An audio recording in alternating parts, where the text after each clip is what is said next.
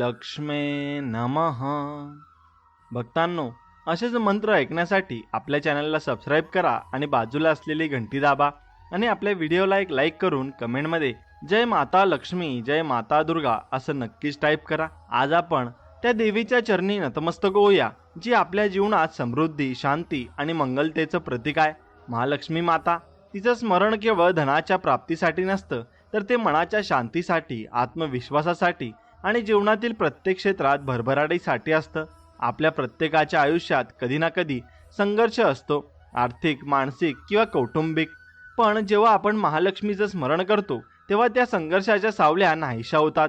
कारण महालक्ष्मी ही केवळ धनदेवता नाही, ती सौभाग्य, संतोष आणि स्थैर्य यांची जननी आहे. तिच्या कृपेने घरात आनंद नांदतो आणि हृदयात समाधानाचं दीप उजळतो. आज तुम्ही ऐकणार आहात असा एक दिव्य मंत्र जो केवळ ध्वनी नाही तर एक अनुभूती आहे. महालक्ष्मी मातेच्या आशीर्वादाचा स्पर्श आहे. हा मंत्र ऐकताना तुमच्या अंतःकरणात एक शांती पसरते आणि मनात एक नवा प्रकाश जागतो. तीच शक्ती आहे जी नकारात्मक विचारांना दूर करून जीवनात सकारात्मकतेचा झरा उघडते. महालक्ष्मी माता सांगते, माझं स्मरण केवळ लोभासाठी नको, श्रद्धेसाठी कर. कारण जिथे श्रद्धा असते तिथे माझी कृपा आपोआप उतरते. हा मंत्र त्या श्रद्धेला जागवतो. तुम्ही डोळे मिटून मनापासून तो ऐकाल तेव्हा जाणवेल की काहीतरी आत खोलवर बदलत आहे. आणि जिथे पूर्वी चिंता होती तिथे आता शांतता आहे. जिथे असुरक्षितता होती तिथे आता विश्वास आहे. हा मंत्र म्हणजे मातृकृपेचं रूप आहे. त्यातली प्रत्येक शब्द, प्रत्येक कंपन म्हणजे देवीच्या आशीर्वादाची अनुभूती आहे. जेव्हा तुम्ही तो ऐकता तेव्हा तुमचं मन त्या दिव्य शक्तीशी जोडलं जातं आणि हेच त्या मंत्राचं अद्भुत रहस्य आहे. तुम्ही पाहिलं असेल, काही लोकांच्या घरात सतत सुख, समृद्धी आणि समाधान असतं, कारण ते दररोज थोडा वेळ महालक्ष्मीचं स्मरण करतात. ते केवळ प्रार्थना करत नाहीत, तर त्या शक्तीशी आत्मिक संबंध जोडतात. हा मंत्र तेच साध्य करतात. भक्तांनो, महालक्ष्मीचा आशीर्वाद मिळवण्यासाठी मोठ्या पूजा, यज्ञ किंवा विधीची गरज नाही. गरज आहे ती एकाग्रतेची, श्रद्धेची आणि सातत्याची. तुम्ही दररोज हा मंत्र ऐकाल तर तुम्हाला जाणवेल की जीवनात हळूहळू बदल होऊ लागले आहेत. कामामध्ये अडथळे कमी होईल आणि मन स्थिर होईल आणि घरात आनंदाचं वातावरण निर्माण होईल. ही माता केवळ सोनं चांदी देणारी नाही, ती संतोष देणारी आहे. कारण खरा धनवान तोच ज्याच्या मनात समाधान आहे. महालक्ष्मीचा हा दिव्य मंत्र तुम्हाला त्या आंतरिक शांततेचा मार्ग दाखवतो. तो तुम्हाला शिकवतो की धन केवळ पैसा नाही, तर प्रेम, कृतज्ञता आणि सकारात्मकतेचा साठा आहे. जेव्हा तुम्ही हा मंत्र ऐकता तेव्हा देवीचं एक सुंदर तेज तुमच्या आजूबाजूला पसरेल. तुमचं मन जणू काही हलकं होतं आणि आत्मा प्रकाशाने भरून जातो. तीच भावना आहे जी हजारो भक्तांना दररोज अनुभवायला मिळते. हा मंत्र तुम्हाला आठवण करून देतो की मी एकटा नाही, देवी माझ्या सोबत आहे. आणि ही भावना जेव्हा मनात खोलवर रुजते तेव्हा प्रत्येक भीती, प्रत्येक अडथळा क्षणात नाहीसा होतो. आजपासून तुम्ही ठरवा दररोज काही मिनिटं या मंत्रासाठी काढायची. फोन, गोंधळ, जगाच्या गतीपासून काही क्षण दूर जाऊन शांतपणे तो ऐकायचा. आणि हळूहळू तुम्हाला जाणवेल की तुमच्या जीवनात एक नवीन ऊर्जा, नवा प्रकाश आणि नवा आत्मविश्वास जन्म घेत आहे. हा मंत्र तुमच्या जीवनाचा आधार बनू शकतो जर तुम्ही त्यावर श्रद्धा ठेवाल. कारण श्रद्धा म्हणजे देवीला आमंत्रण आहे आणि एकदा ती तुमच्या जीवनात आली की तुमचं प्रत्येक पाऊल मंगल होईल, प्रत्येक कार्य यशस्वी होईल. भक्तांनो, आता स्वतःला या दिव्य प्रवाहात समर्पित करा. ऐका हा मंत्र, अनुभवा महालक्ष्मी मातेचं प्रेम, तिच्या कृपेचं तेज तुमच्या जीवनात उतरतंय हे जाणवा. आणि आता जराही विलंब न करता आपण लगेच या मंत्राला सुरुवात करूया.